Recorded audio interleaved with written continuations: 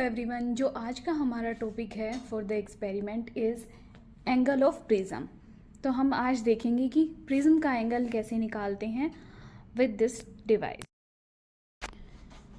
हम angle of prism निकालेंगे। ये हमारा सोडियम लैंप है, ये हमारा कॉलीमीटर है और ये हमारा टेलीस्कोप है जिसको आई पीस भी बोलते हैं। इसको हम रोटेट कराएंगे।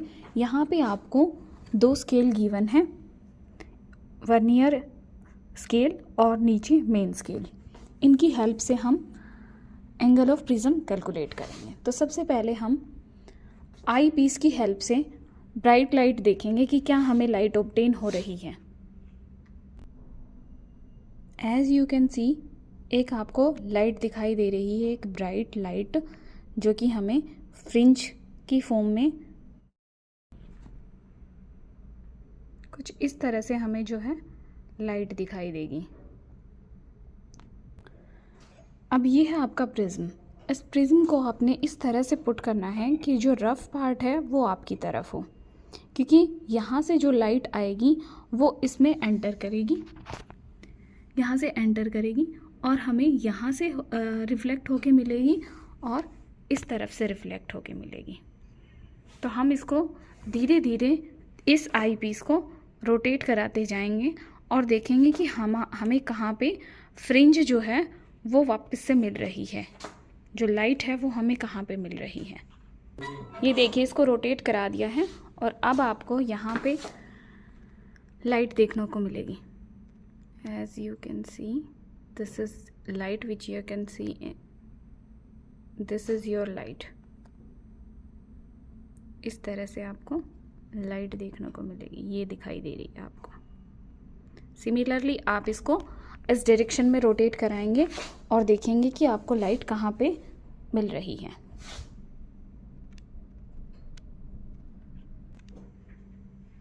ये देखिए, इसमें अंदर की तरफ आपको एक स्लिट दिखाई दे रही है क्लियरली। तो इस तरह से आप लेफ्ट हैंड साइड और राइट हैंड साइड दोनों तरफ इसको रोटेट कराएंगे और स्लिट ऑब्जर्व करेंगे कि आपको दिखाई दे रही है या नहीं। ये देखिए, आप क्लियरली इसको देख सकते हैं। अब क्वेश्चन आता है कि इसकी रीडिंग हम कैसे लेंगे। देखो, ये आपको दो स्केल दिखाई दे रहे होंगे, this is vernier scale and this is your main scale. तो हम इसकी रीडिंग कैसे लेते हैं। अभी हमने क्या किया, इसको रोटेट कराया है। मैंने इस आई पीस को या टेलीस्कोप को सबसे पहले हमने देखा विदाउट प्रिज्म यहाँ पे हमें लाइट ऑब्टेन हो रही है या नहीं हो रही है। देन हमने इस तरफ चेक किया, इसको राइट हैंड साइड पे, कि हमें कहाँ पे लाइट मिल रही है। देन मैं लेफ़्ट साइड लेके आई। अब मैंने लेफ़्ट साइड इसको किया है और मुझे यहाँ पे, मान लो यहाँ पे मुझे मिल गई थी स्लिट, ठीक है, यहाँ पे हमें लाइट ऑब्टेन हो गई थी। अब जहाँ पे लाइट ऑब्टेन हुई है, ये दो स्केल है, एक सेम इस तरफ है और एक सेम इस तरफ है, ये आपका, ठीक है, दो स्केल्स हैं आपके। इसको मैंने मान लिया स्केल नंबर 1, इसको मैंने मान लिया स्केल नंबर 2। तो हमने लिख लिया यहाँ पे स्केल 1 एंड स्केल 2। हम इसको वर्नियर ए भी बोल सकते हैं, वर्नियर बी भी बोल सकते हैं। अब मैं इसको लेके आई हूँ लेफ्ट हैंड साइड, तो मैंने बोल दिया लेफ्ट हैंड साइड रीडिंग और राइट हैंड साइड रीडिंग। तो लेफ्ट हैंड साइड, जब मैं यहाँ पहुँची हूँ लेफ्ट हैंड साइड पे, तो मैंने क्या किया, इस वैल्यू को नोट किया, ठीक है। इस वैल्यू को हम नोट करेंगे with the help of this lens, जो इसको बड़ा कराएगा।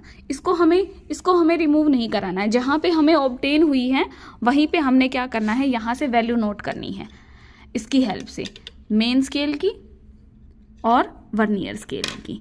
तो जो रीडिंग होगी, टोटल रीडिंग, वो क्या होगी, वो होगी main scale reading plus vernier scale reading into में लिस्ट काउंट। अब इसका लिस्ट काउंट कितना है, एक लाइन रिप्रेजेंट कर रही है 0.5 को और इसमें टोटल कितनी लाइन्स है, 30 लाइन्स है। तो इसका लिस्ट काउंट हो गया 0.30। अब मेन स्केल की रीडिंग और वर्नियर स्केल की रीडिंग कैसे लेते हैं वो बताते हैं। देखो, इस तरह से आपके दो स्केल गिवन है। ये हो गया आपका मेन स्केल, ऊपर हो गया ये आपका जिसमें 0 से लेके 30 तक लाइन्स है, वो हो गया आपका वर्नियर स्केल। तो 0 जिस भी पॉइंट पे कोइंसाइड कर रही होगी, जहां हमें स्लिट मिल रही है, यहाँ पे हमें स्लिट मिल रही है, तो 0 जिस पॉइंट पे कोइंसाइड कर रही है वो तो हो गई आपकी मेन स्केल रीडिंग। और वर्नियर स्केल की रीडिंग कैसे लेते हैं? वर्नियर स्केल की रीडिंग हम लेते हैं, अब 0 के बाद यहाँ पे नंबर ऑफ लाइंस हैं, वो भी नीचे वाली लाइन से इनसे मैच करती हुई मिल रही होगी। मान लीजिए कोई भी एक लाइन जो बिल्कुल कंप्लीटली कोइंसाइड कर रही है नीचे वाली लाइन से, ठीक है, नीचे की तरफ जो आपके नंबर्स हैं उनसे मान लीजिए ये 28 है, 28 आपका कंप्लीटली कोइंसाइड कर रहा है with the main scale line, तो हम क्या कहेंगे कि वर्नियर स्केल की रीडिंग कौन सी हो गई? 29, ठीक है। मेन स्केल की रीडिंग मान लो 235 आया है, 235 + 29 इंटू 0.5 डिवाइडेड बाय 30। तो इस तरह से हम क्या लेंगे? स्केल 1 की रीडिंग। तो मैंने इसको स्केल 1 कंसीडर किया था, तो ये मेरा स्केल 1 ही रहा, ठीक है। इसको स्केल 2 कंसीडर किया था, तो ये स्केल 2 ही रहा। सिमिलरली हम क्या करेंगे? स्केल 2 की रीडिंग लेंगे, स्केल 1 की हमने रीडिंग ले ली, स्केल 2 की हम रीडिंग लेंगे। फिर मैंने इसको लेफ्ट साइड में कर रखा था, हमने इस तरफ भी इसका क्या देखा था? स्लिट हमें ऑब्टेन हुई थी इस तरफ से, तो हमने इसको इस तरफ से रोटेट कराया। ये वर्नियर स्केल ए माना था या स्केल नंबर 1 माना था, तो मैंने क्या किया? अब मैंने लेफ्ट हैंड साइड पे दोनों की रीडिंग नोट कर ली। अब मैं राइट हैंड साइड मूव किया है, तो ऑब्वियसली बात है स्केल चेंज होगा।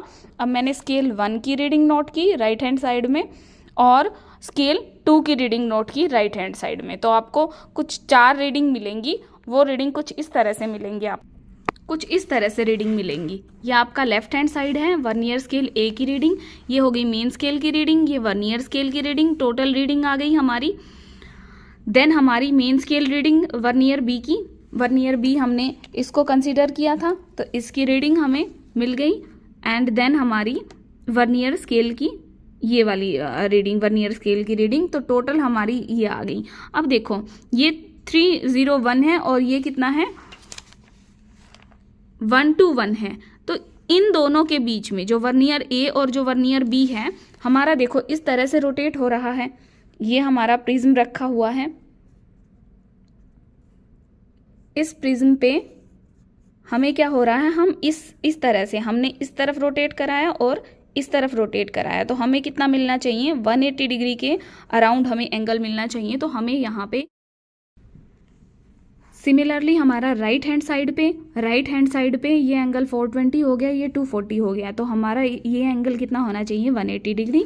और जो इन दोनों का गैप है वो कितना होना चाहिए? हमारा वर्नियर ए का लेफ्ट और राइट में दोनों का गैप कितना होना चाहिए? अराउंड 120 इनका गैप होना चाहिए, ठीक है। तो ये देखिए लेफ्ट हैंड साइड में 301 आ रहा है और राइट हैंड साइड में 120 आ रहा है, तो 119 के आसपास जो है ये गैप आ रहा है और यहाँ पे 180 के आसपास गैप आएगा। तो टोटल एंगल आपका एंगल ऑफ द प्रिज्म कितना होता है? 60 डिग्री। और यहाँ पे हमने कैलकुलेट किया तो हमारा कितना आया? 59.74 डिग्री। तो हम परसेंटेज एरर निकालेंगे। स्टैंडर्ड वैल्यू कितनी होती है? 60 डिग्री, माइनस में observe value divided by standard value into 100, तो आपका आ गया 0.5% यहाँ हमें एरर देखने को मिला है। तो इस तरह से हम क्या करेंगे? एंगल ऑफ प्रिज्म कैलकुलेट कर लेंगे।